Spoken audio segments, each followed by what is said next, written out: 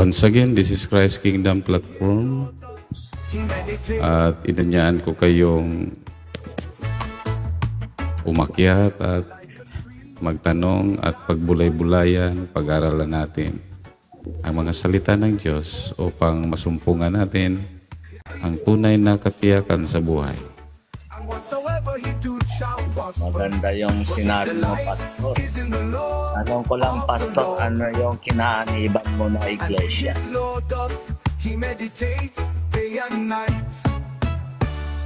Okay, napakagandang tanong. Nang tinanggap ko si Jesus bilang Panginoon tagapagligtas, ako po'y naging kaanib ng iglesia, yung tunay na iglesia na katawan niya na siya mismo ang tagapagligtas. At ako ngayon ay nasa Zion dahil pakibukas ng Kolosas 1:13. Ayon sa Kolosas 1:13, ganito ang pagkasabi, niligtas niya tayo. Sino yung tayo? Yun ang iglesia. Iglesia ng Diyos o iglesia ni Kristo. Niligtas niya tayo mula sa kadiliman at inilipat sa kaharian ng minamahal na anak na siyang kinaroroonan ng katubusan. So ang ibig sabihin, ang tunay na iglesia ay nakatahan sa kaharian ng minamahal na anak. Kasi yung kaharian ng minamahal na anak, yun ang kinaroroonan ng iglesia. Kaya nang tayo'y nakatanggap ng kaligtasan, naging bahagi po tayo ng iglesia. At ang tunay na iglesia ay naroon sa kaharian ng minamahal na anak. Ano naman ang pangalan ng kaharian ng minamahal na anak?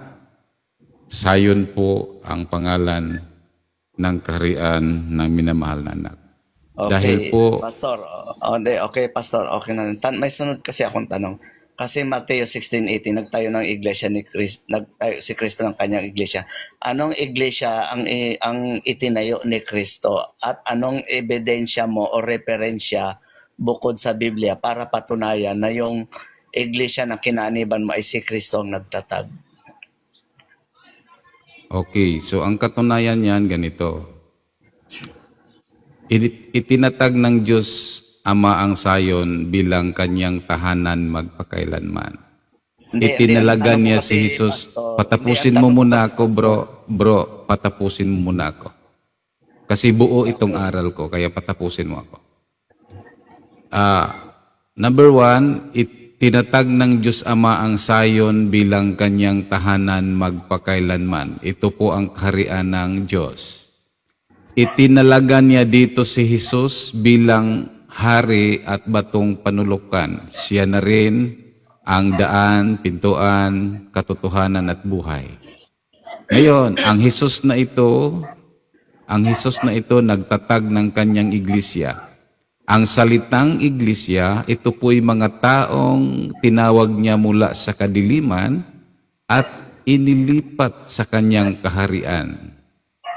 So therefore, naging bahagi po ako ng iglesia. Ako po ay naging bahagi ng iglesia kung saan naroon ako ngayon sa kaharian ng minamahal na anak. Ayon sa Kolosas 1:13-14, niligtas niya tayo. Sino yung tayo? Yun ang iglesia. At inilipat sa kaharian ng minamahal na anak na siyang kinaroroonan ng mga katubusan, ang pangalan ng kaharian ng minamahal na anak ay Zion. Therefore, ako po ay nasa Zion ngayon. Hindi, ang tanong ko, Pastor, kasi sabi mo, si Kristo nagtatag ng iglesia. Anong iglesia yung kanyang itinatag at ano ang referensya mo na yung iglesia na yan, yun ang kinaaniban mo? Yun ang inahanap ko lang. Uulitin ko naman ang sagot. Makinig ka mabuti, bro. Kasi hindi mo napakinggan yung sagot ko. Ang salitang iglesia, hindi po iyon isang samahan na ipinarehistro ng mga magagaling na tao sa Security and Exchange Commission. Ang iglesia po ay mga tao na tinawag niya mula sa kadiliman at naliwanagan. Saan sila ngayon? Nasa kaharian ng minamahal na anak na ang pangalan ay Zion. So nakahula sa Jeremiah 3:14-15, ang sabi doon, manumbalik kayo mga taksil na mga anak, at dadalhin ko kayo sa Sion, at bibigyan ko kayo ng mga pastor mula sa aking puso na magpakain sa inyo ng karunungan at unawa. Kaya ang ebidensya na ako'y nasa tamang iglesia, kasi ako mismo ang iglesia na nakatahan ngayon sa Zion, na siyang kaharian ng ating Panginoong Hesukristo. Ngayon, tanong ko, sige, sasakyan na lang kita, Pastor. So, anong referensya mo na ang Zion ang itinayo na iglesia na itinayo ni Kristo? Uulitin ko na naman, makinig kang mabuti upang huwag na natin. Napakinggan ko, Pastor, yung sinabi mo. Ang sabi ko, anong referensya na si Kristo nagtayo ng Zion, ng kanyang iglesia? Kasi sinabi niya sa Matthew 16:18, itatayo. So therefore, present. Ang tanong ko, anong referensya mo na ang Zion, ang siyang iglesia ni Kristo na kanyang itinayo? Kaya makinig mabuti, lawakan ang pakikinig. Itinayo ng Diyos Ama ang Sion na kanyang tahanan magpakailanman. Pagkatapos niyang itayo ang Sion, itinalaga niya dito si Hesukristo bilang hari at batong panulok. Ang Hesukristo naman na itinalagay niya dito sa Sion, nagtatag ng kanyang iglesia. Ang iglesia po, ito po'y katawan ni Kristo, kung saan ako kaanib ngayon. Galing po ito sa kadiliman, tinawag niya tungo sa liwanag na kagilagilalas. Kaya napakalinaw ang ebidensya, mabasa natin yon sa Biblia. Hindi, Pastor, yun ang tinatanong ko, yung iglesia ng Ama. Kasi nagtayo si Kristo ng kanyang iglesia, itatayo ko ang iglesia. So therefore, hindi pa natayo. So ngayon, present yon. Ngayon, anong iglesia ang itinayo ni Kristo at anong referensya mo na yung Zion, si Kristo ang nagtatag? Kasi sabi niya, itatayo ko ang aking iglesia. Ang sinasabi mo kasi, Pastor, na itayo, yun sa Ama yun. Hindi ko tinatanong yun. Ang tanong ko kasi sabi ni Kristo, Matthew 16:18, itatayo ko ang aking iglesia. So therefore, hindi pa naitayo that time. O ngayon, anong iglesia yung naitayo ni Kristo at anong referensya mo na yun ang kinaaniban mo? Okay, referensya na naman. Ayon sa Isaiah 14:32, itinayo ng Diyos Ama ang Zion, kung saan ako ngayon. Nang itinayo niya ang Zion, itinalaga niya dito si Jesus bilang hari at batong panulok. At ang Jesus na ito nagtayo ng kanyang iglesia. Ano yung iglesia? Katawan niya. Efeso 5:23. Kaya ako naging kaanib sa tunay na iglesia dahil ito ang katawan niya, mga followers niya. Mabasa natin yan sa Matthew 16:18 at saka Efeso 5:23. At ang tunay na iglesia ay yon sa Colosas 1:13-14. Ang sabi doon, niligtas niya tayo. Yung tayo, yun ang iglesia. At inilipat sa kaharian ng minamahal na anak. Sa Zion yun, kasi ang pangalan ng kaharian ng minamahal na anak ay Zion, na siyang kinaroroonan ng tinubos, mga tinubos. Therefore, ang tunay na iglesia na kinaaniban ko ay nasa Zion. Isa ako sa bahagi ng iglesia. De, Pastor, kasi yung Zion kasi naitayo na ng Ama. Ang tinatanong ko kasi yung itinayo ni Kristo kasi nawala na yon kasi lumipas na, kaya nga nagkaroon ng New Covenant. So therefore, nawala na yung dating iglesia na Zion. Ngayon sabi ni Kristo, magtatayo siya ng iglesia. Kaya nga sabi niya sa huling hapunan, this is my new and eternal covenant. Ngayon, anong iglesia yung kanyang itatayo na yon? Hindi yung Zion ang tinatanong kasi naitayo na yon. Ngayon, so therefore, magtatayo siya ng iglesia. Anong iglesia ang kinabibilangan mo ngayon? Yung kanyang itinayo. Yun yung tinatanong ko. Hindi yung Zion. Iglesia na sa Zion, kasi yung Zion hindi yun iglesia. Yan po ang tahanan ng iglesia. So kaya makinig kang mabuti, bro. Makinig kang mabuti. Sabi sa Colosas 1:13, niligtas niya tayo. Sino yung tayo? Yung iglesia. At inilipat. Saan nalipat? sa kaharian ng minamahal na anak. Anong pangalan ng kaharian ng minamahal na anak? Zion. Na siyang kinaroroonan ng mga tinubos. Sino yung tinubos? Iyon ang iglesia. Bahagi ako dito, kaya nandito ako sa Zion ngayon. Ito ang patunay na ako ay nakaanib sa tunay na iglesia. Okay, ganito. Okay, ganito na lang, Pastor. Anong referensya mo na si Kristo ang nagtatag ng Zion base sa Mateo 16:18? Wala po akong pahayag na si Jesus nagtatag ng Zion. Makinig ka kasi parang nagbingi-bingihan ka. Si Kristo kasi nagtatag. Listen, bro. Kaya nga si Listen. Pastor, di pararin niyo muna ako, parainin niyo muna ako.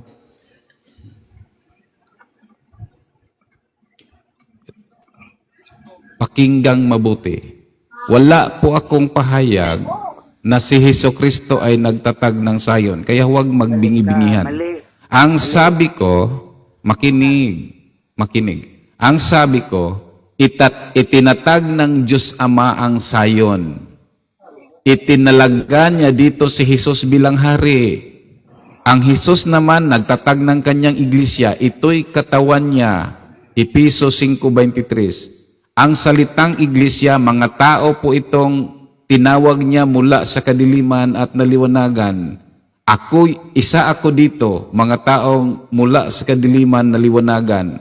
At ako ngayon ay naroon sa kaharian ni Jesucristo. Bakit? Sabi sa Kolosas 1:13, iligtas niya tayo mula sa kadiliman at inilipat sa kaharian ng minamahal na anak na siyang kinaroroonan ng mga tinubos. Okay, sige, sasakyan na lang kita, Pastor. Kasi sabi niya ba sa Mateo 16:18, itatayo po ang aking iglesia. Kaya ang tanong, ilang iglesia ang mababasa sa New Testament?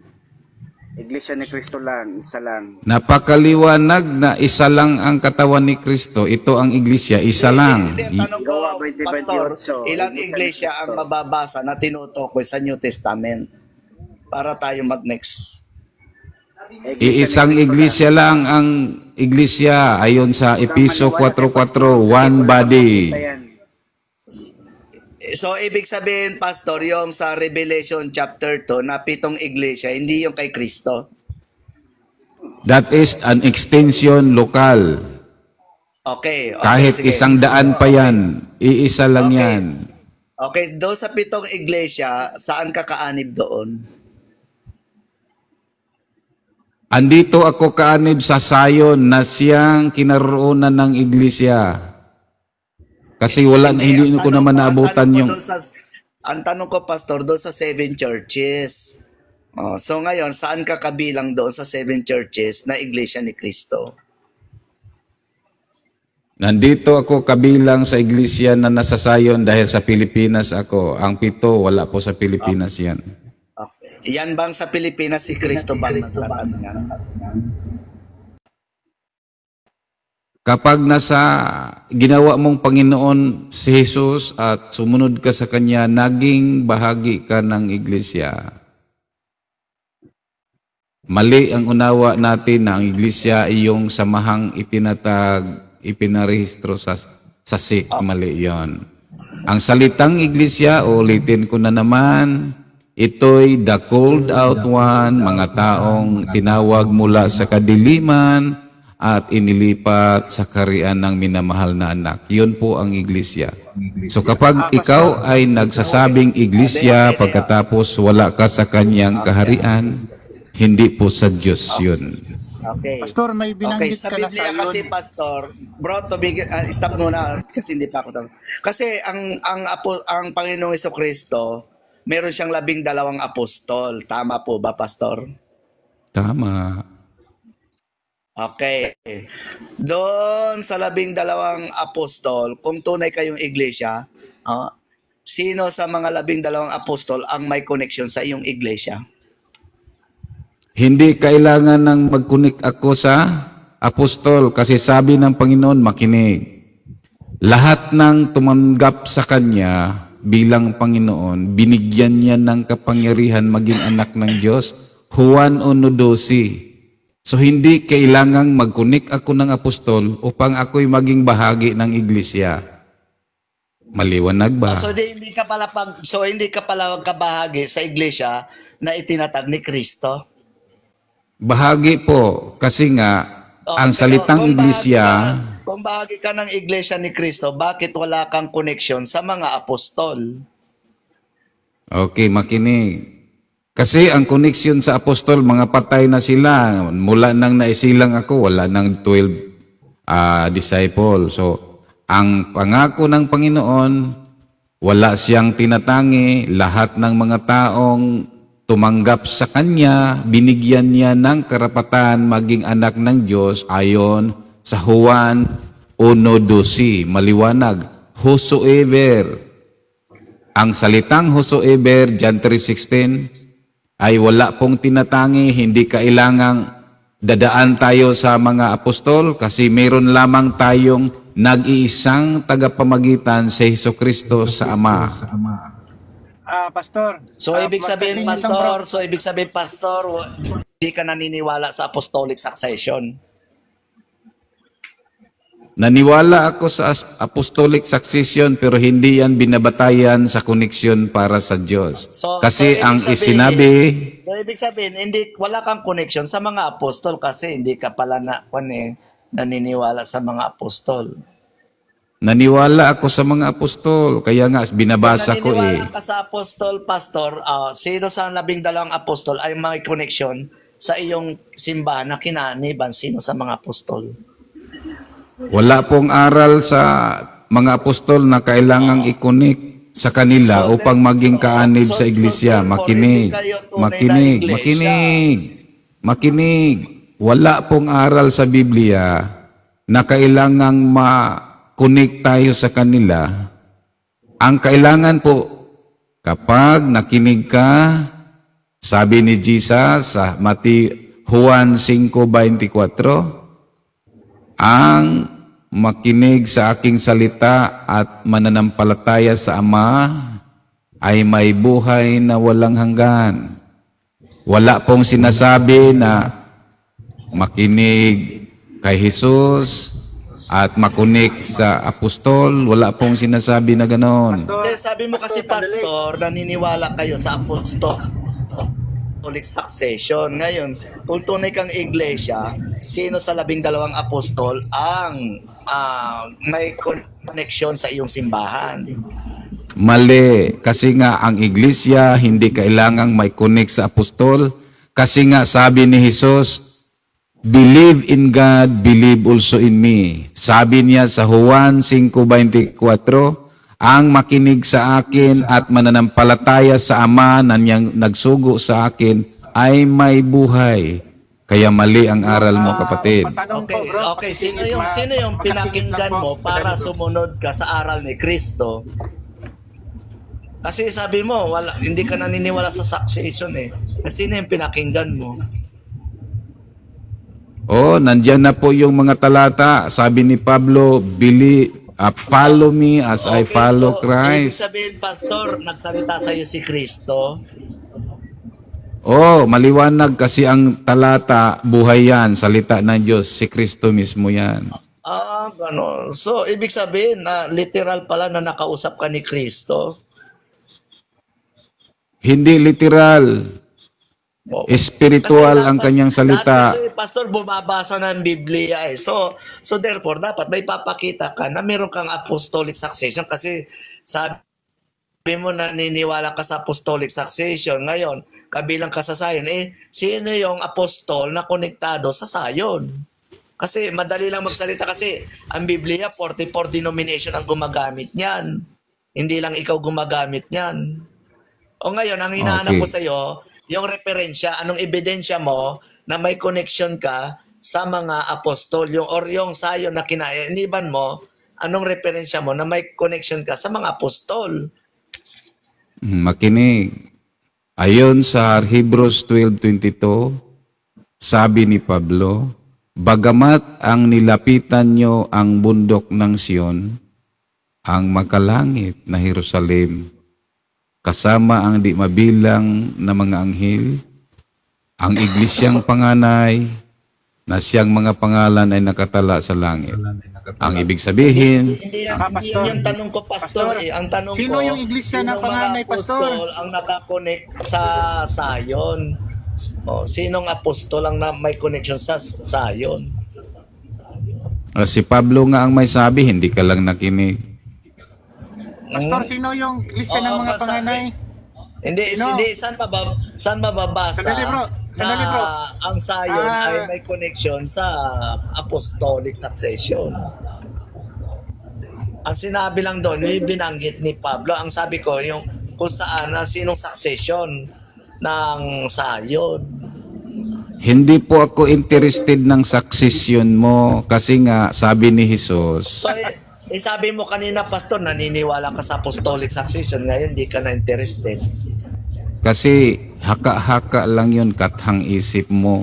Ay, Pastor, sino yung iglesia ng mga panganay, Pastor? Ang Zion? Tama ba? Iisa lang po ang tunay na iglesia, yung itinayo ni Kristo. Iglesia ng mga panganay sa Hebreo. Sino yon? Ano yon? Zion. Tama o hindi? Hindi sila ay nakatahan sa Zion, hindi kasi kayo nakinig. Basahin mo. Ito, yung makinig, binasa mo, makinig may mabuti. panganay. Makinig Basahin mabuti. mo may panganay. Ilaglag mo naman ako. Sino yon? Ano yon? Iglesia ng mga Okay, panganay. makinig. Makinig. Oo. Makinig. Sabi sa Hebrews 12:22, bagamat ang nilapitan ninyo ang bundok ng Sion. Sino yung mga taong lumapit sa bundok? ituloy mo. Huwag mong putulin. Ituloy mo. Huwag mong Makinig ka putulin ang lang talata. kasi sasagot ako. Sige, sagutin mo. Ituloy mo yung binasa mo. Huwag mo akong turuan kasi ako ang sasagot. Nagtatanong ka lang. Huwag mong putulin yung talata. Huwag mong putulin. Huwag mo akong turuan kasi nagsasagot ako. Ang papel mo ay nagtatanong. So makinig ka lang. Pero huwag mong putulin yung talata. Huwag mong dayain. Sige, ituloy mo. Huwag mo akong turuan kasi sasagot ako ng tama. Okay, makinig. Basahin mo muna. Para hindi Kapatid, madaya. ilalaglag kita kapag makulit ka. Nagtatanong ka lang, Kasi ipit ka na. makinig ka. Sige. Okay? Makinig ka. Basahin mo. Okay? Okay. Ayaw mong basahin? Bagamat Ano yung ang sa nilapitan Hebreo 12:22? ninyo, makinig ka. Sige, go. Makisuyo ako, makinig kasi sasagot ako. Sige na. So ang sinabi sa Hebrews 12:22, bagamat ang nilapitan ninyo. Sino yung ninyo? Yan po ang mga taong kaanib ng iglesia. Itutuloy ko. Bagamat ang nilapitan ninyo ang bundok ng Sion. Saan daw sila?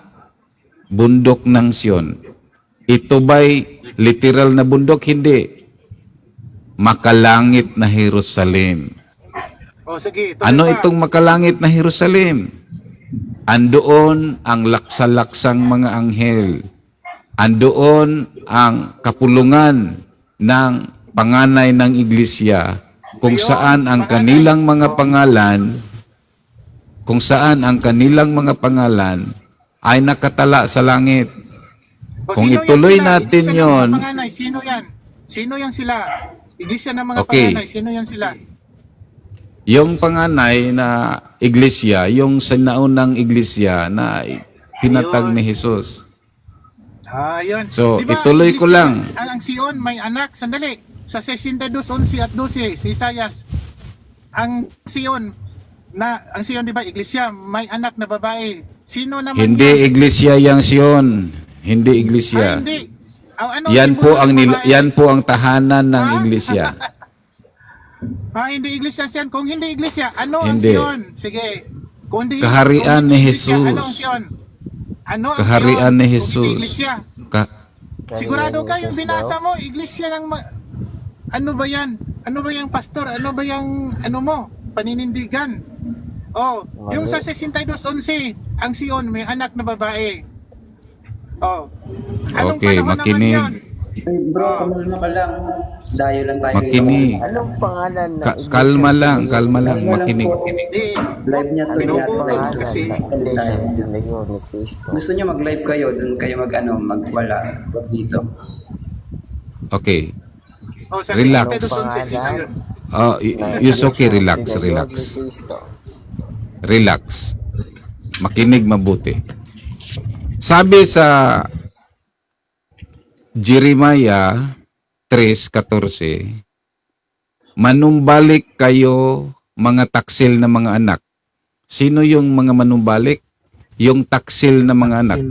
Pag Ay, Pastor, sa pa- Isayas yung tanong ko sa 62:11 at 12. Sino yung anak na babae ng Sion? Sino yon? huwag mo akong turuan kasi sasagot ako. Hindi pagtuturo yan, pagtatanong yan. Sino yung sa Oh, 62:11 kaya nga huwag ng mo Isayas? akong turuan sa sagot ko. O sagot.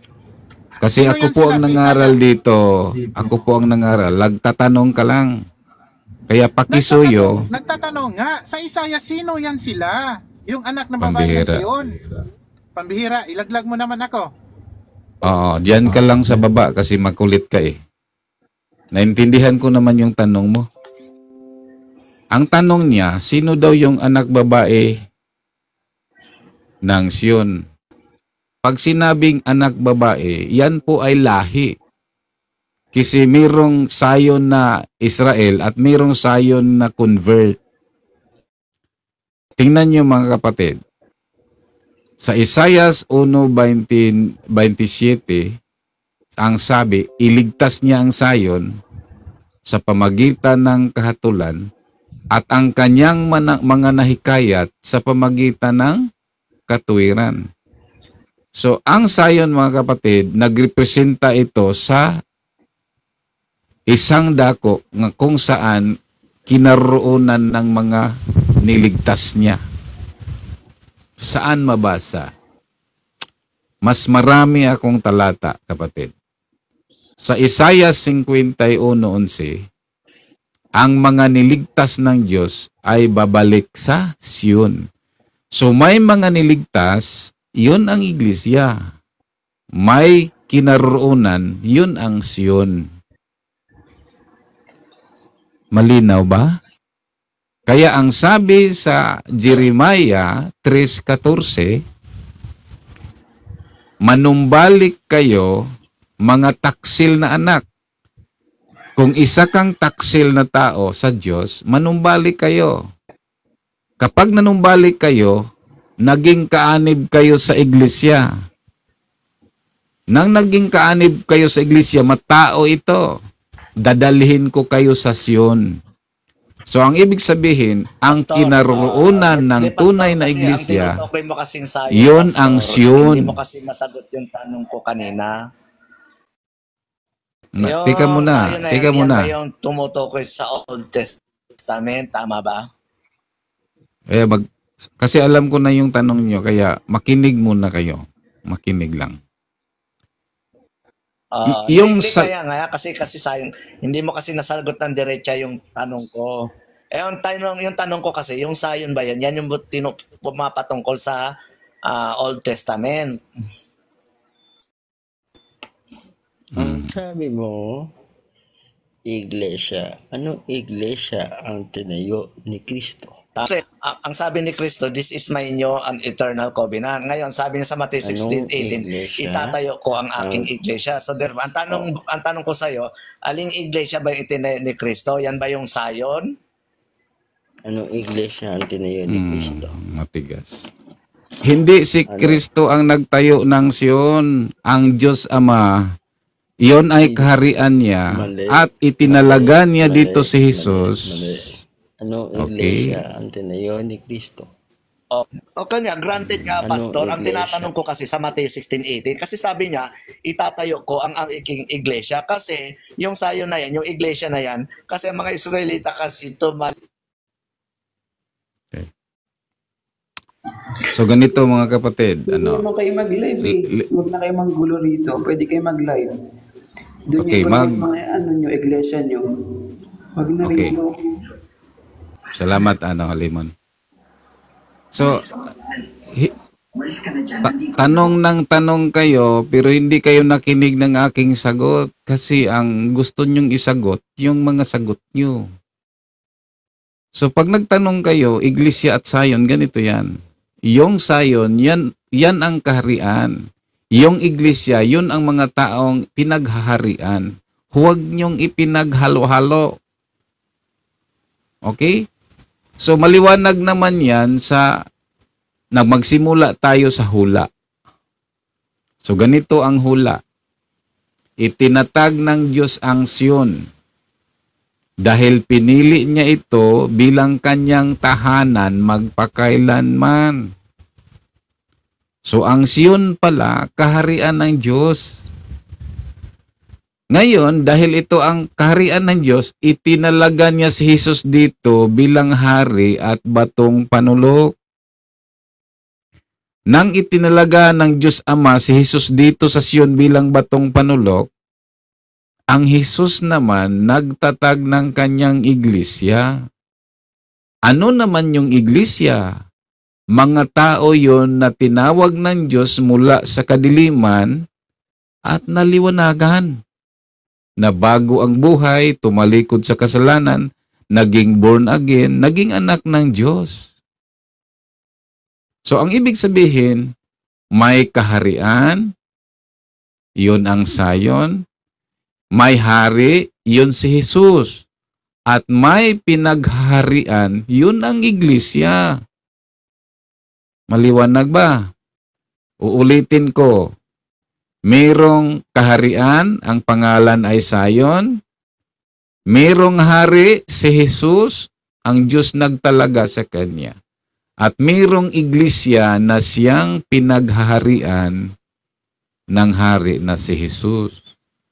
So huwag nating pinaghalo-halo. Ang iglesia hindi po pinangalanan. Hindi po pinangalan ng iglesia ng Romano, iglesia ng hindi po pangalan, description. Halimbawa, nandito ako sa Pilipinas. O siyempre, ako'y kaanib ng iglesia na nasa Pilipinas. Halimbawa, taga-Efeso ka. Ay ikaw ay kaanib ng iglesia na taga-Efeso. O taga-Philadelphia ka, ikaw ay kaanib ng iglesia na sa Philadelphia. Hindi po siya pinangalanan kung ano-ano. Kasi ang salitang iglesia, hindi po pangalanan.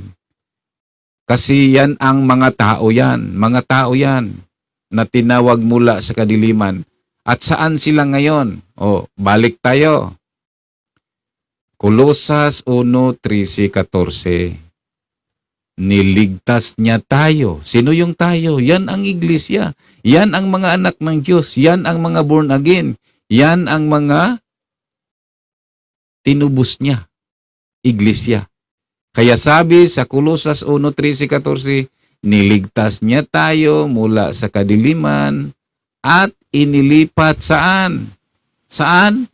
Sa kaharian ng minamahal na anak na siyang kinaroroonan ng katubusan. Purihin ang Diyos, mga kapatid. Napakaganda po kapag mayroon po tayong science of correct thinking. Yan po ang tinatawag na science of correct thinking. Huwag nating paghalo-haloin na anong ngalan nga iglesia? Iglesia. Sa Diyos yun, kay Kristo din yun. Yung iglesia na yan, sa Diyos din yun. Yung iglesia na yan, kay Kristo din yun. O, ang tanong ni Tyrone, welcome Tyrone Rigor. Sabi niya, anong religion ito? Unang-una, wala po ako sa man-made religion. Ako po'y nasa kaharian ni Jesus. Nang naparito si Jesus, nagsimula siyang nangaral. Hindi po siya nangaral ng religion. Ang pinakaunang aral niya, sabi niya sa Lucas 16:16, ang mga batas hanggang kay Juan lang. Since then, simula noon, ipinangaral niya ang ibanghilyo ng kaharian. At nagsipasok dito ang mga tao, nagpumilit. So meaning, ang pinakaunang ibanghilyo na ipinangaral ni Jesus ibanghilyo ng kaharian. At ito na rin ang pangwakas na aral. Ayon sa Mateo 24:14, kapag maipangaral na sa buong mundo ang relihiyon, hindi po. Kapag maipangaral na sa buong mundo ang ibanghilyo ng kaharian, magwakas na. Kaya kapag nasa man-made religion pa rin kayo ngayon, mag-isip-isip po kayo. Kasi ang kinalalagyan o ang kinaroroonan ng mga niligtas o mga tinubos o ang iglesia ay kaharian ng Panginoong Hesus na ang pangalan ay Zion. Kaya kung tingnan mo ang Revelation 14:1, during Millennial Kingdom, nakita ko ang kordero sa bundok ng Sion. Kasi ang Sion, yan ang pangalan ng kaharian ng ating Panginoong Hesukristo. Maraming salamat po at pasensya na po kayo. Merong umaakyat dito na nagtatanong pero mangangaral pala. Hindi ko pahintulutan yung maling aral. Okay. So, tumatanggap po ako ng tanong. Ngunit please lang, magtanong lang po, mayroon pong sagot ang Diyos.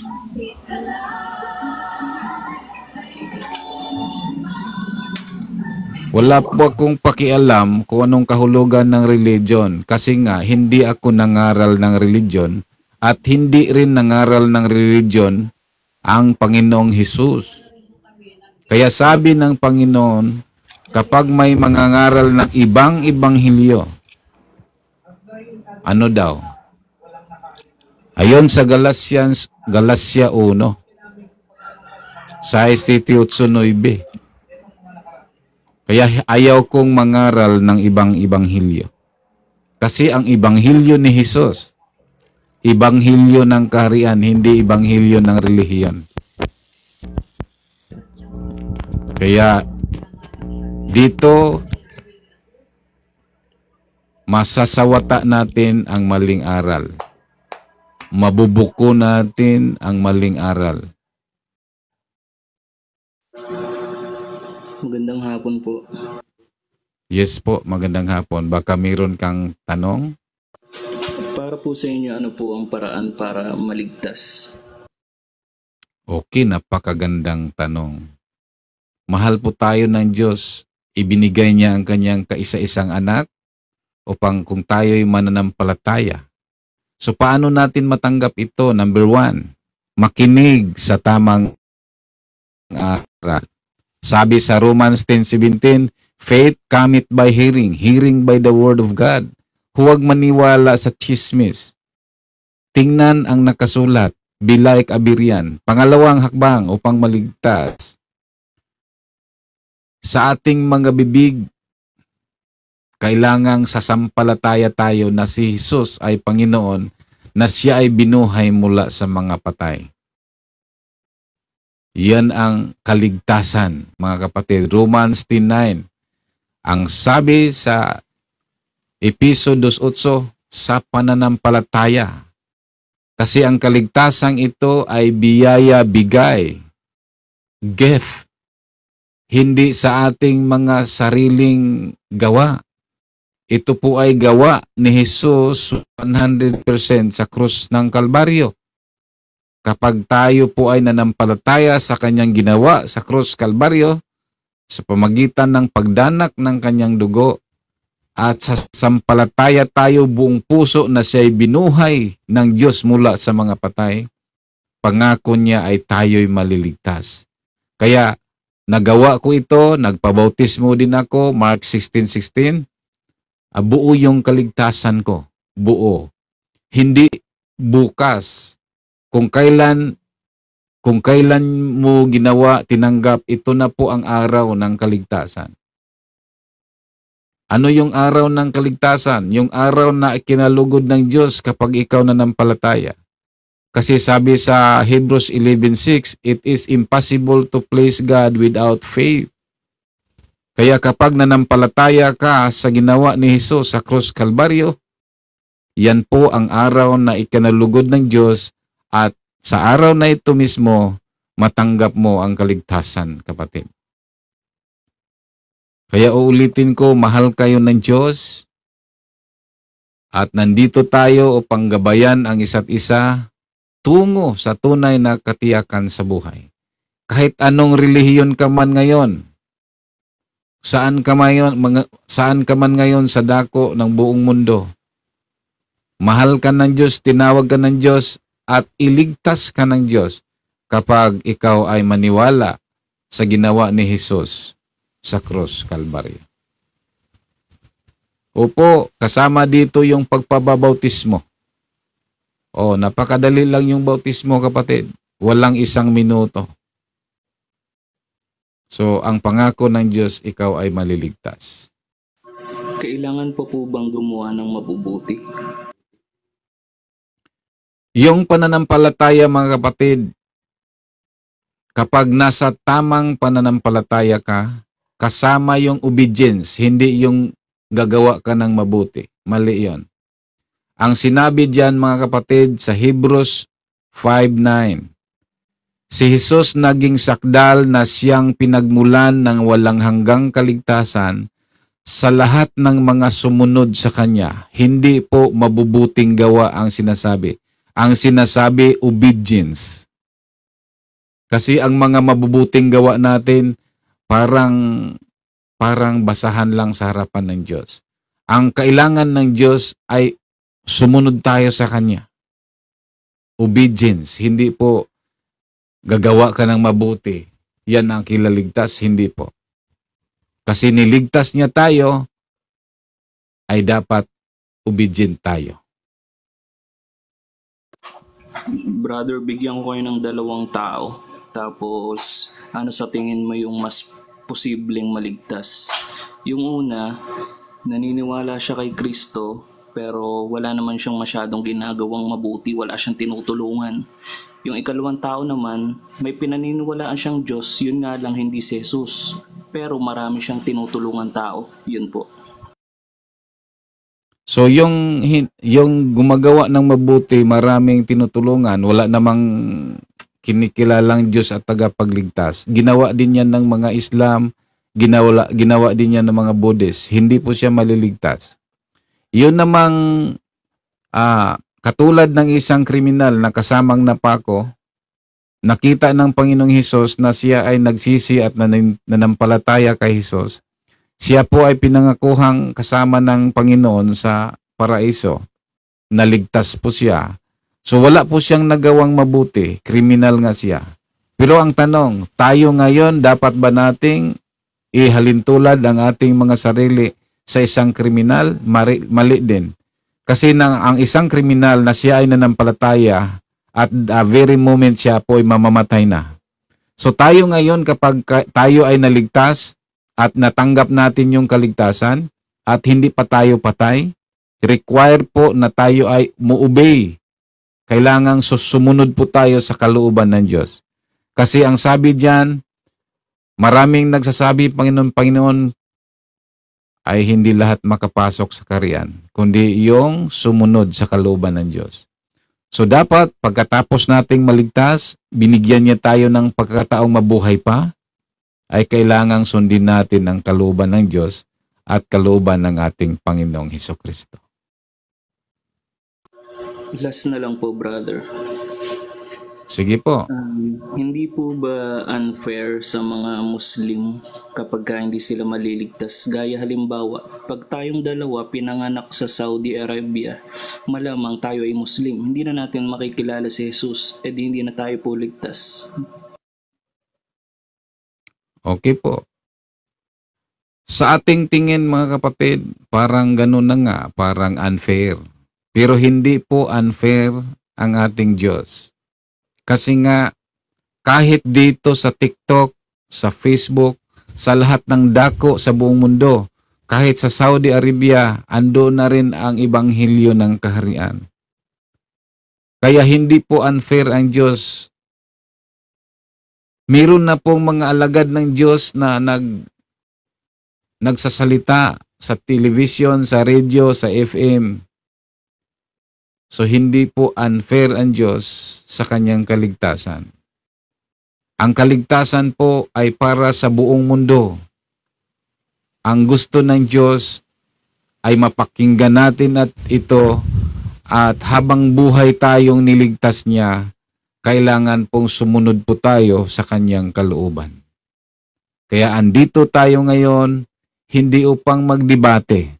Andito tayo ngayon kasi binigyan natin ang ating mga sariling pagkakataon na malaman ang katotohanan ayon sa mga nakasulat sa banal na kasulatan. Kaya sasabihin ko sa inyo, mahal ko kayo, I love you with the love of the Lord, at tinawag tayo ng Diyos upang maging isa sa kaharian ng ating Panginoong Hesukristo.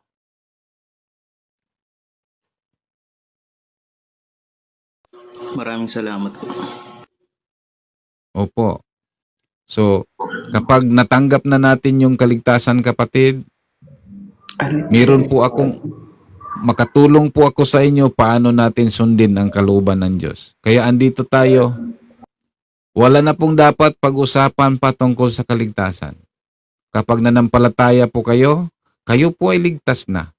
Ang pag-uusapan natin ngayon, yung paano natin sundin ang kalooban ng Diyos at ng ating Panginoong Hesukristo. Hindi po mabigat. Hindi mabigat. Sabi ng Panginoon, lumapit kayo sa akin at pasanin nyo ang aking pamatok at ito'y magaan. Ang tinitingnan ng Panginoon, yung sincerity, yung pananampalataya mo. Kasi pangako niya, hindi mabigat. Magaan yan, kapatid.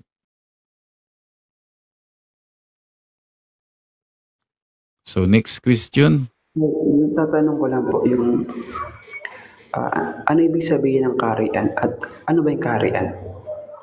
Okay. Ang ibig sabihin ng kaharian, nanggaling ito sa salitang king and dome sa English. King and dome. Dalawang salita yon at pinag-isang salita, kingdom. Ang ibig sabihin, domain of a king. A certain place governed by a king. Ang isang dako kung saan naghahari ang isang hari. Kaya nakita ko ito sa Bible na ang pangalan nito ay Zion. Kasi ang Diyos Ama mismo ang natagtag nito at itinalagan niya si Jesus bilang hari dito. At ang pinagharian ni Jesus ang iglesia na kanyang itinatag. Maraming salamat po. Yung iglesia, pagharian ng Kristo. Tama kaya? Opo, yung ang iglesia ang paghaharian ng Kristo kasi siyang ulo nito, tagapagligtas nito. Si Jesus mismo ang ulo ng iglesia na siyang hari sa kahariang Sion. Kasi ang Diyos Ama po ang nagtalaga sa kanya bilang hari sa Sion.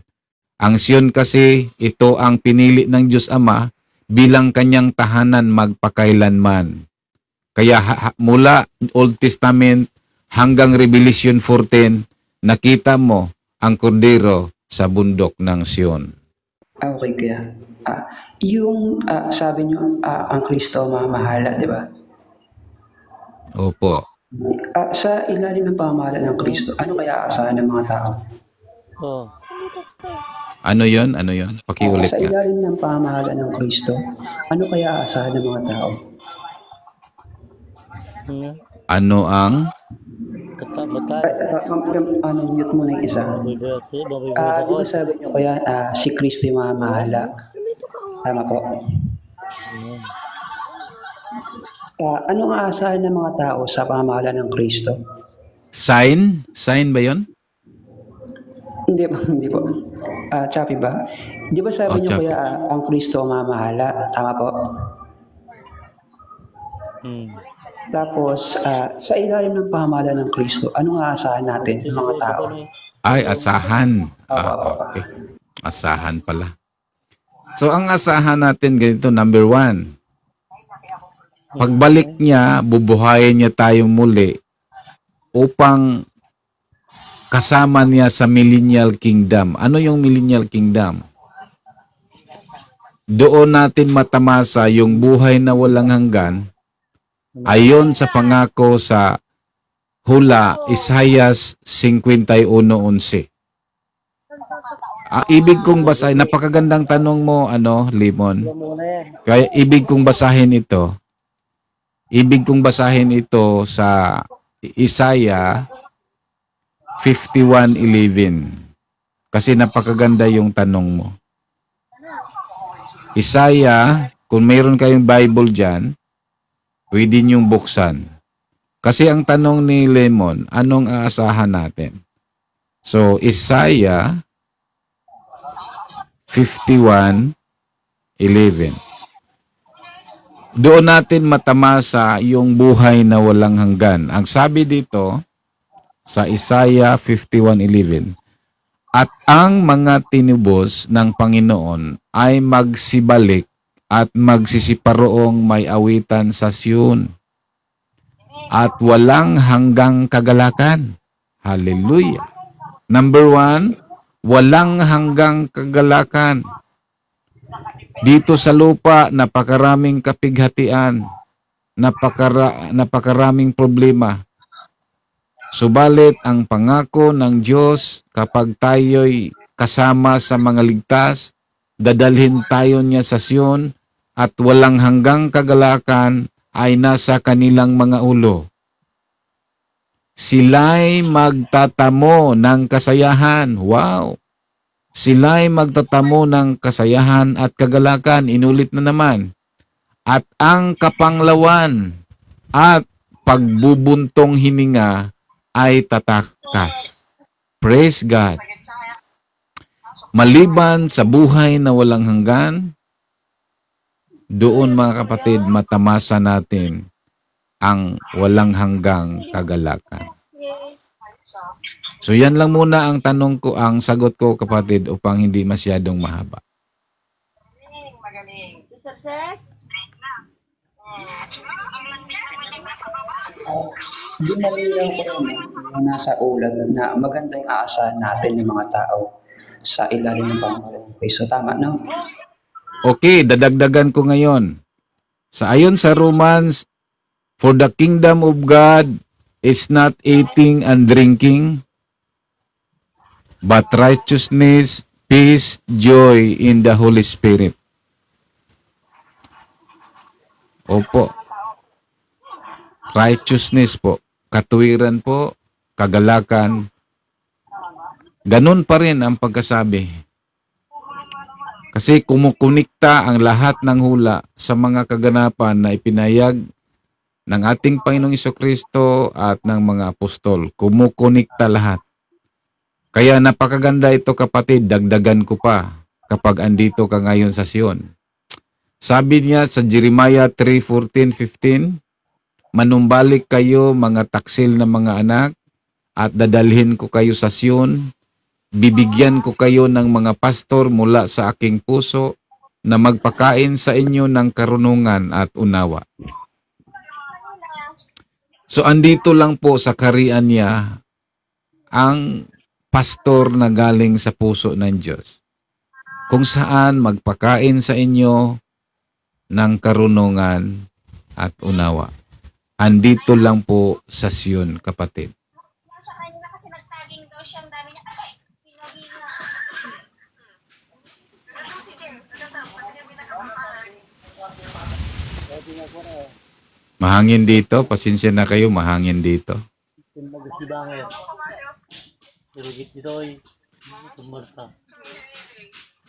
Maliban kay Hesukristo, gumawa din siya ng maraming pastor, hindi alam ni Arnel. Kasi nang umakyat si Jesus, Ephesians 4:11, nang umakyat si Jesus, mayroong 5 katungkulan na iniwan niya sa iglesia.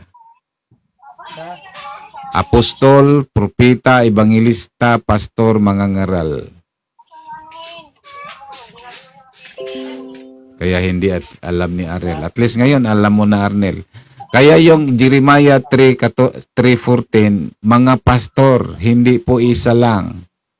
Mga shepherds.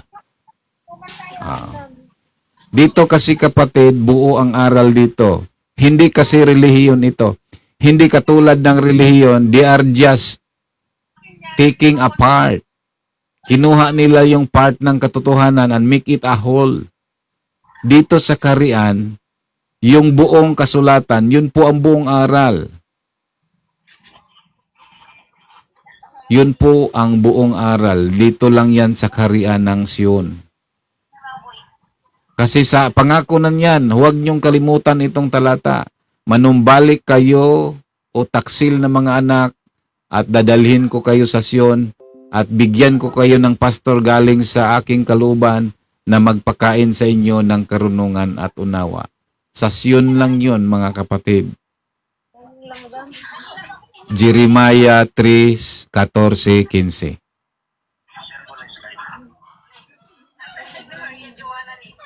Hindi tao. Si Jesus ang may sabi. Sabi niya sa Efeso 4:11. Gis tayo. Sabi dito, ang bumaba ay siya rin namang umakyat sa kaitastaasan sa buong sangkalingitan upang kaniyang mapuspos ang lahat ng mga bagay. Sa 11, at pinagkalooban niya ang mga iba na maging mga apostol, at ang mga iba ay propeta, at ang mga iba ay ibanghilista, at ang mga iba ay pastor, at mga guro. Sa 12, sa ikasasakdal ng mga banal, sa gawaing paglilingkod sa ikatibay ng katawan ni Kristo. Kapag nagkiklim ka na iglesia ni Kristo, wala naman kayong pastor, ihuwad na iglesia yon. Kasi ang tunay na iglesia, pinagkalooban ng Diyos ng pastor.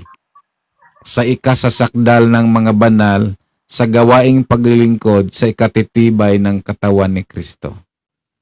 Kaya kapag wala kayong pastor, huwad na iglesia yon.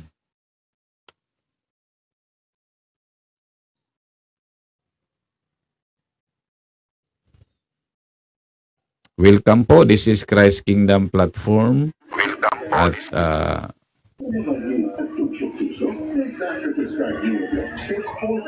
Di ba katungkulan lang yung gaganapin mo, katungkulang pastor?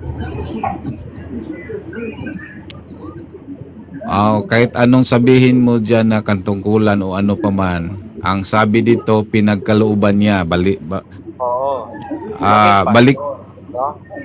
Balik. Makinig kapatid ha. Makinig kapatid. Makinig ha. Kasi ang gusto mo ngayon, gusto mong i-twist itong talata.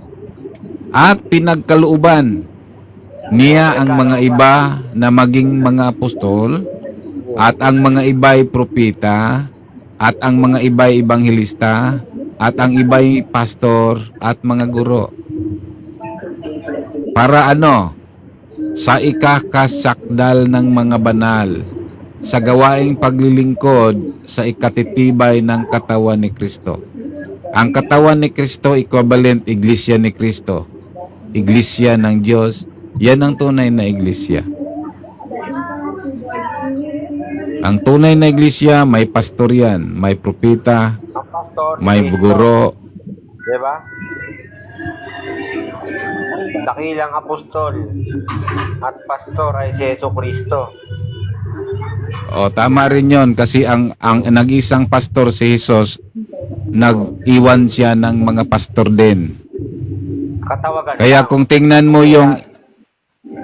mo yung Jeremiah 3:14, ang sabi doon, manumbalik kayo mga taksil na mga anak at dadalhin ko kayo sa Sion Yan sabi sa at Biblia, bibigyan ko huwag kayo ng mga pastor. Makinig mo na. Kasi ulitin ko naman, hindi ka nakinig eh. Diba? Sabi sa Biblia, ganun naman pa sinasabi ang kapatid eh. Ang sabi sa Biblia, huwag kayong papatawag ng rabi o guro. Diba? O father.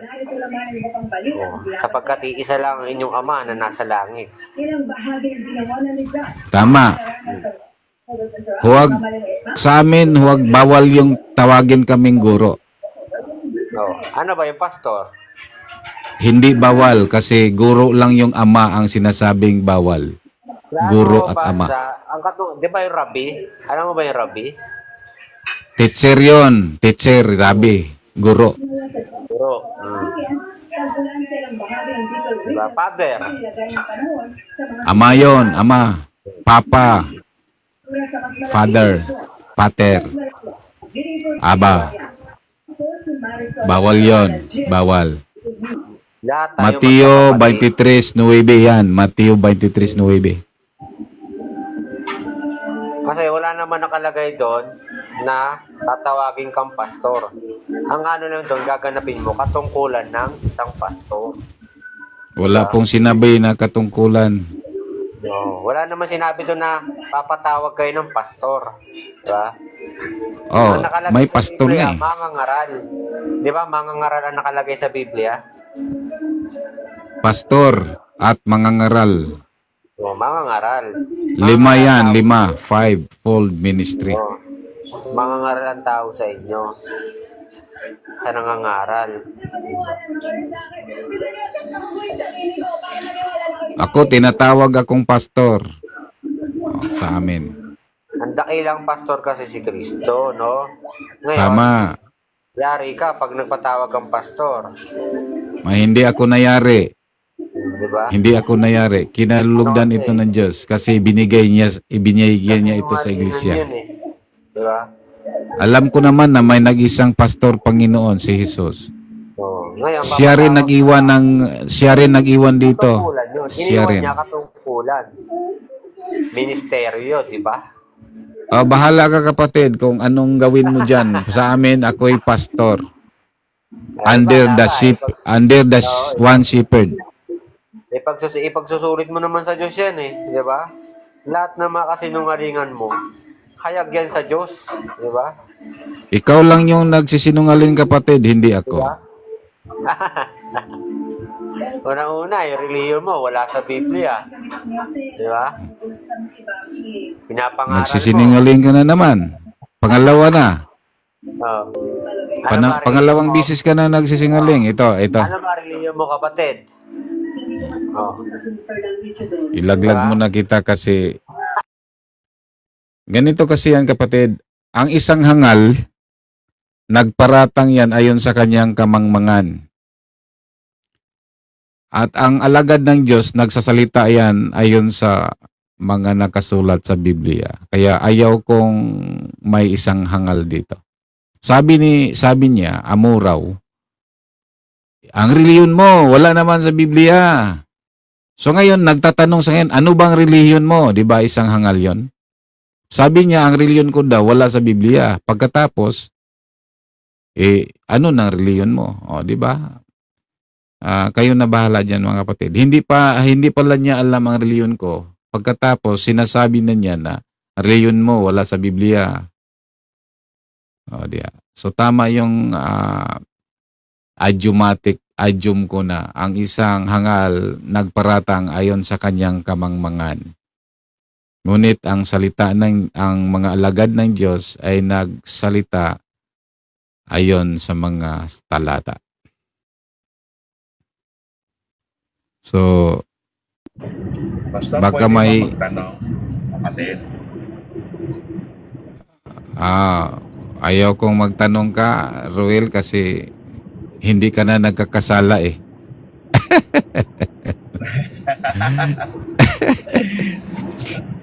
Kumusta ka, kaibigan? Kumusta? Kasala, hindi pwede magtanong. Hindi pwede kasi yung mga banal, Ayos lang. alam na niyan. Katulad ko kasi banal.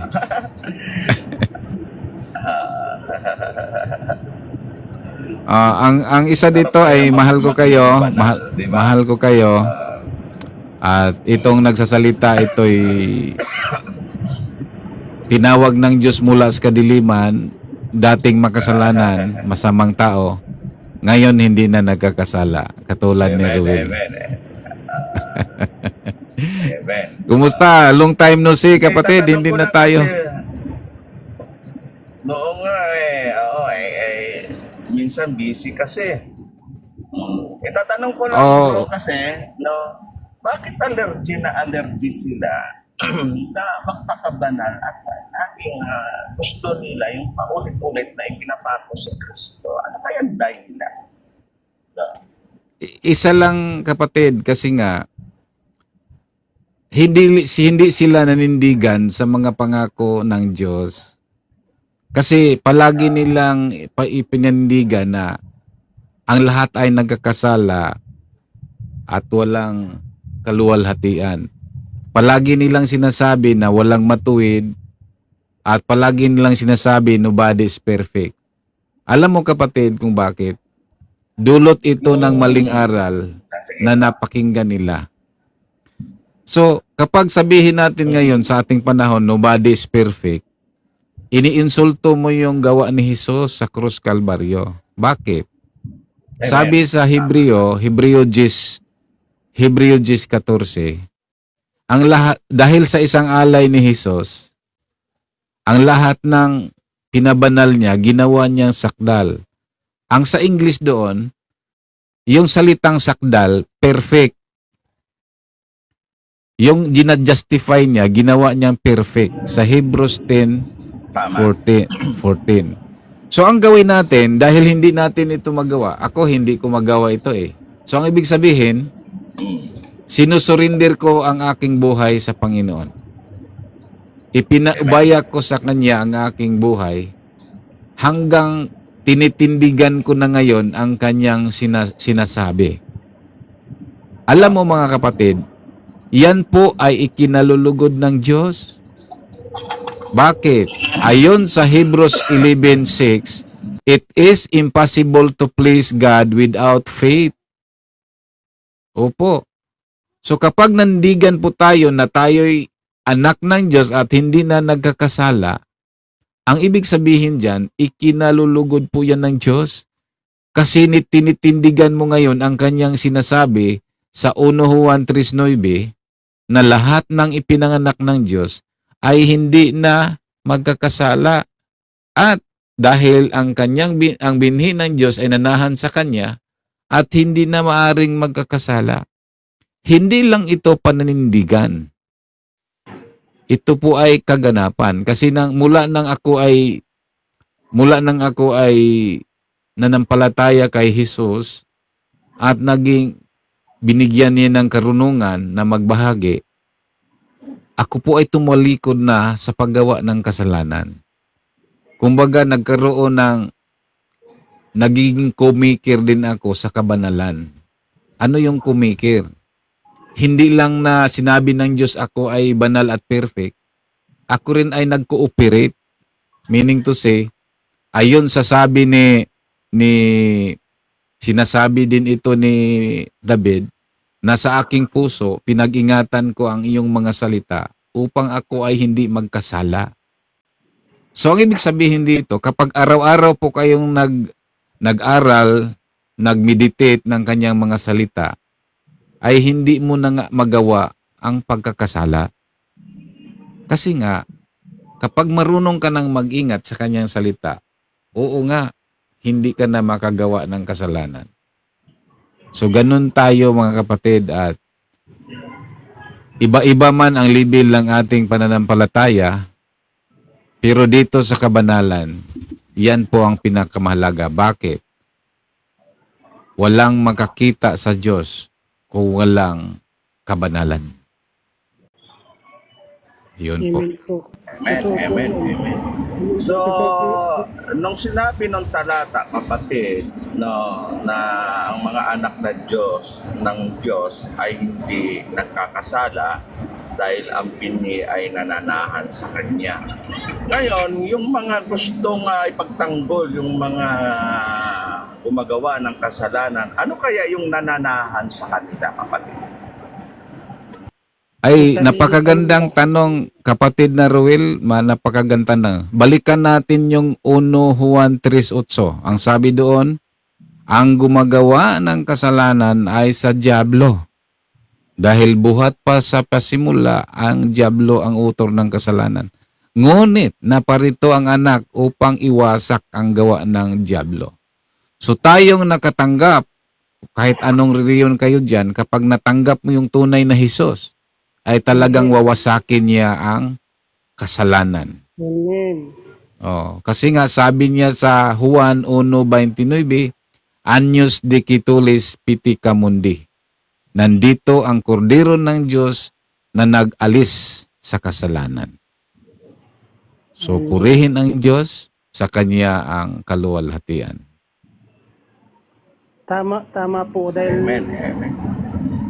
sa panahon po May mabasa ba tayo, kapatid, na sa tuwing nagpapagaling o nagpapalayas ng demonyo at nililigtas ni Kristo yung mga personality, no, na nabanggit sa Biblia? Ano po ang sinasabi niya? Mayroon ba tayong mababasa na sinasabi ni Kristo na, sige, humayo ka at magpatuloy ka sa kasalanan? O yung sinasabi niya, umayo ka at wag nang magkasala? Ano ba ang tama? Opo, napakaganda pong tanong ni Kapatid Ruel. Ang isang masamang babae po na lumapit sa kanya ay sana patayin ito, batuhin ito ayon sa kautusan. Ngunit sabi ng Panginoong Hesus, ang iyong kasalanan ay pinatawad. Humayo ka at hindi na magkasala. Kung sa English pa ito, go and sin no more. Yan po mga kapatid, yung mga pinagaling niya, yung mga taong pinatawad niya, yung mga taong nagkaroon ng masamang espiritu, sabi niya, humayo ka at huwag nang magkakasala pa. Okay, welcome Silby. Welcome. So, malinaw pala kapatid, ano, na ang utos pala, huwag magkasala. Pero yung iba, nagsasabi na lahat ng tao ay nagkakasala. So, pinagtatanggol pa ba nila yung magawa ng kasalanan, kapatid? Opo, maliwanag. Maliwanag ito na napakaraming tao dito nasa pananampalataya, pero hanggang ngayon, ipinagtanggol nila ang kasalanan. Oo.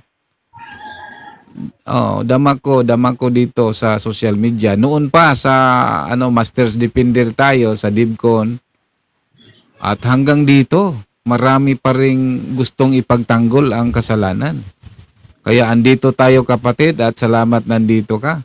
Kasi ipinagtanggol natin ang kabanalan na siyang pagpupuri ng buhay ng Diyos.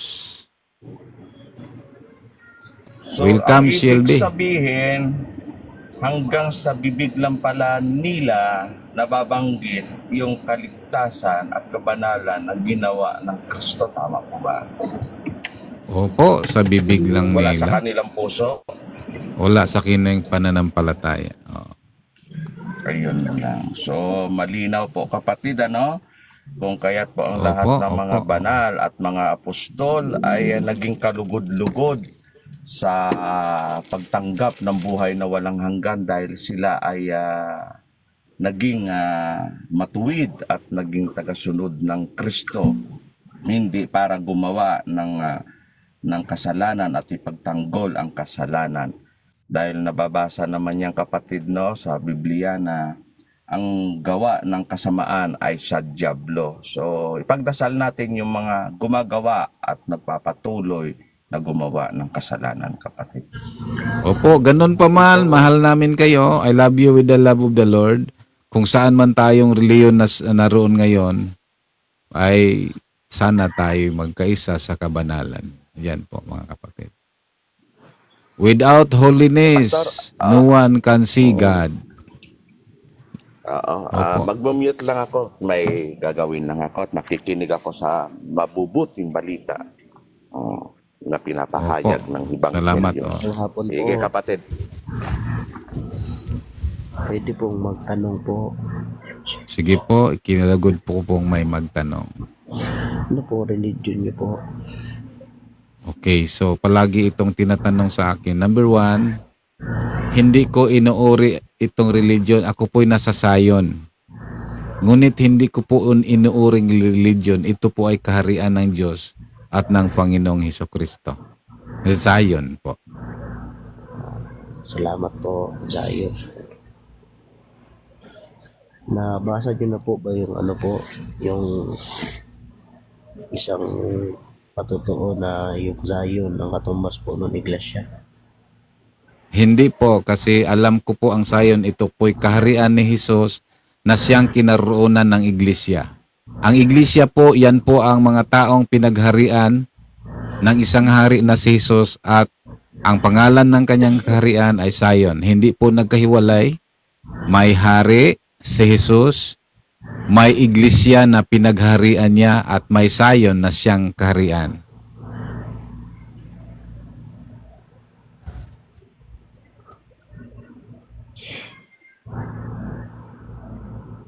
So bakit ko nasabi? Kasi ayon sa mga hula, magsimula tayo sa Isaiah 51 verse 11. The redeemed of the Lord shall return into Zion. So napakaliwanag, itong redeemed of the Lord, tumutukoy ito sa iglesia. Ulitin ko, Isaiah 51:11. The redeemed of the Lord shall return into Zion. So maliwanag po na yung redeem, yun po ang iglesia. Yung Zion, yun po ang tahanan ng iglesia, kaharian. So ganun pa rin ang sinasabi sa Jeremiah 3 verse 14-15. Manumbalik kayo mga taksil na anak at dadalhin ko kayo sa Sion. At bibigyan ko kayo ng mga pastor galing sa aking puso na magpakain sa inyo ng karunungan at unawa. Huwag po nating paghalo-haloin ang iglesia at Zion. Ang Zion po ang siyang tahanan ng iglesia. Ayon sa Colosas 1:13, niligtas niya tayo. Sino yung tayo? Yan po ang iglesia. Niligtas niya tayo mula sa kadiliman at inilipat saan? Inilipat sa kaharian ng minamahal na anak na siyang kinaroroonan ng katubusan. So ang iglesia pala naroon sa kaharian ng minamahal na anak na ang pangalan ay Zion. Ayun. Sana malinaw, kapatid. Mahangin dito, pasensya na kayo. Yung kunting buhok kong naiwan, ipinagtapal-tapal ko na lang ito sa medyo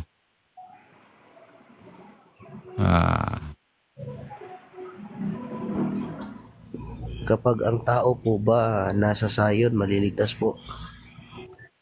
ang isang taong ligtas ay nailipat po sa Zion. Ligtas muna bago malipat kasi wala pong makapasok sa kaharian kung hindi ligtas. So dapat ligtas muna. May proseso yan. Paano ba po yung tao wala sa Zion, wala po sa inyo? Ayon sa Biblia, magpumilit kayong pumasok. Basahin natin yan sa Luke 13:24. Magpumilit kayong pumasok dahil darating ang araw na may gustong pumasok at hindi na makapasok. Kakatok sila dahil ilapat na sa may-ari ang pintuan. Kakatok sila ngayon, buksan nyo kami. Ang sagot ng may-ari, hindi ko kayo kilala. Masakit yon. Nangatwiran sila, sabi, nakikinig kami sa iyo, kasama tayong kumain. Ang sagot ng may-ari, hindi ko kayo kilala. Kaya sabi ng Panginoon sa Juan 10:16, meron akong mga tupa na hindi sa kulungang ito.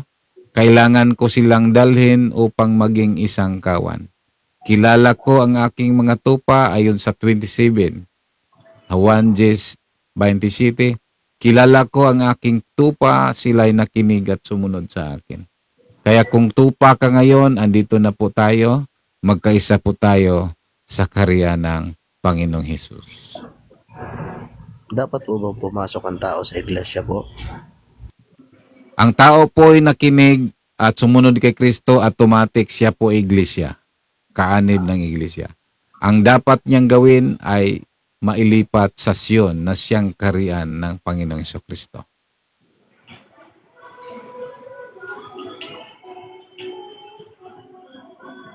Ang salitang iglesia, mga tao yung tinawag ng Diyos galing sa kadiliman at naliwanagan. Yan po ang iglesia. Kahit sino ka man, Kahit saan ka manggaling sa dakong mundo, kapag nakinig po kayo sa aral ng kaligtasan at nanampalataya at tinanggap si Jesus, binigyan ka po ng karapatan na maging anak ng Diyos at automatic bahagi po kayo ng iglesia, katawan ni Kristo. So ang tunay na iglesia dapat mailipat sa karian ng minamahal na anak na ang pangalan ay Zion. Yan po ang sabi sa Isaiah 51 verse 11, ang mga tinubos ng Diyos ay babalik sa Sion. Yan po ang sinasabi sa Jeremiah 3:14-15, ang mga nagbalik loob dadalhin sa Sion. Ganyan pa rin ang sinasabi ni Pablo sa Hebrews 12:22, you have come into Mount Zion. Yung iglesia nakatahan po sa Sion, makalangit na Jerusalem. Alam po ba ninyo po na mayroong pag-aaral na yung Zion, yun ninyong iglesia? Alam mo ba ninyo yun o hindi pa po? Alam ko po ang aral sa Biblia at mali po na ang iglesia ay Zion. Kasi ang Zion po, yan po ang tahanan ng iglesia. Kaya napakaliwanag po ang Biblia sa Isaiah 51:11, the redeemed of the Lord shall return to Zion. Yung redeem, yun po ang iglesia.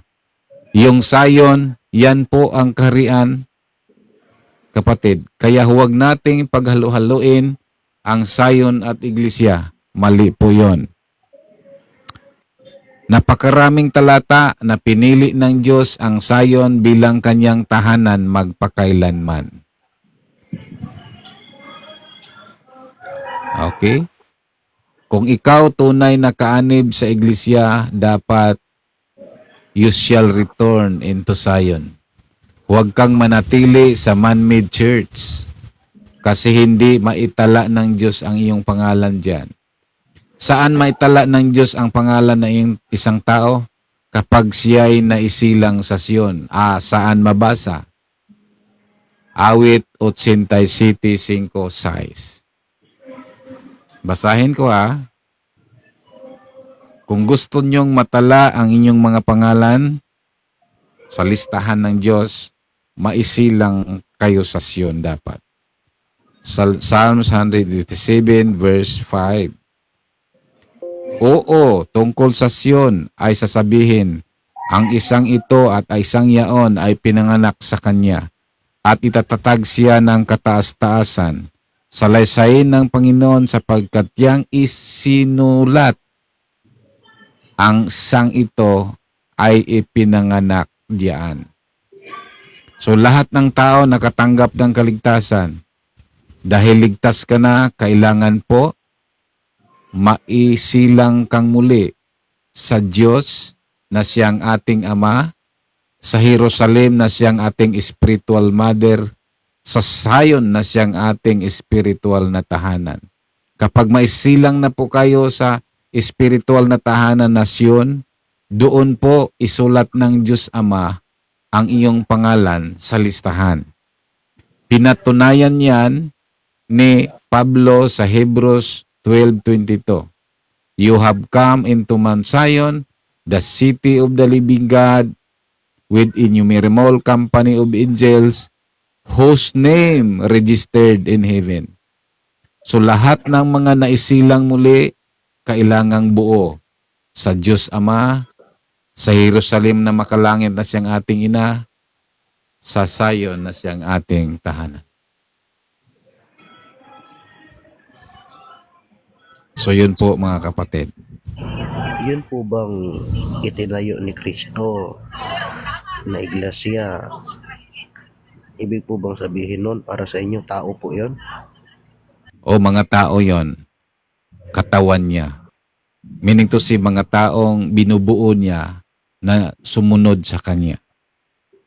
Mga tao yan. Hindi yon isang building, isang samahan na ipinarehistro sa SEC. Hindi po. Kapag kayong iglesia po ba may building, mali po yun? hindi rin mali. Kasi dapat ang iglesia magkaroon na siya ng fellowship na hindi mainitan, hindi rin mabasa kung pag-ulan. Kaya tama yun na gagawa din tayo ng mga pagtitipon na hindi tayo mainitan, hindi tayo maulanan.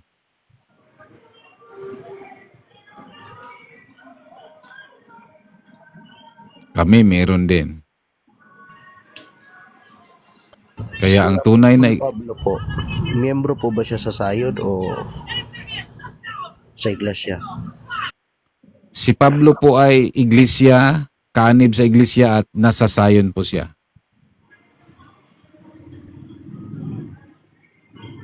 Siya nga ang may sabi ayon sa Psalms, ayon sa Romans 9:33. Sabi ni Pablo,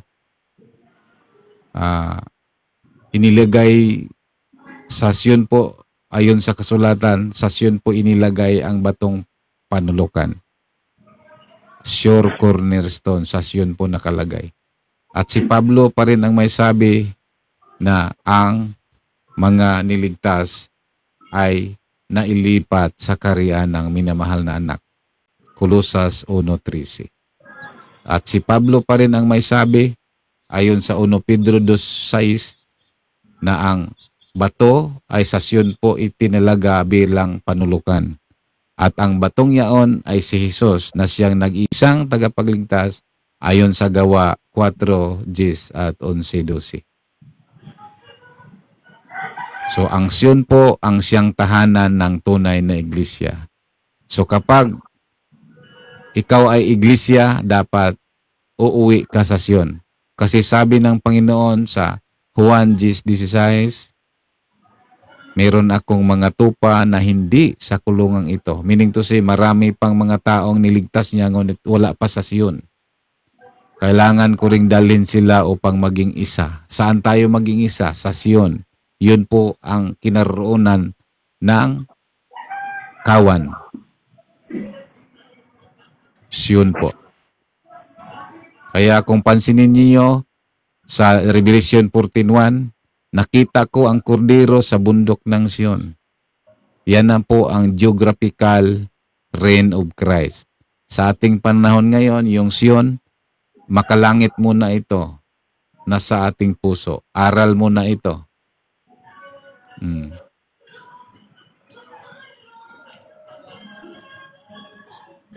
So, maraming salamat mga kapatid at tawag ng schedule natin. Meron kaming lakad. So, ulitin ko, magkaiba man ang ating reliyon, ulitin ko, I love you with the love of the Lord. Love you po. Mahal ko kayo, mahal ko kayo. At ang kapayapaan sumasa ating lahat, sumasa inyo. Pwede pong mag-request po. Aalis na po ako. Kaya ang pangalan ko po sa Facebook ay Pipito Aguilo Indos. Pwede po tayong magkaibigan doon at andun lahat. Kung gusto nyo paano maging kingdom citizen, andun po lahat. Try lang po ninyo i-search po yung Iglesia ni Cristo tapos yung Zion po. Tapos na kapatid, tapos na. Alam ko na, nangaral na po ako, hindi na po ako nag-aaral. Nangaral po. Salamat po.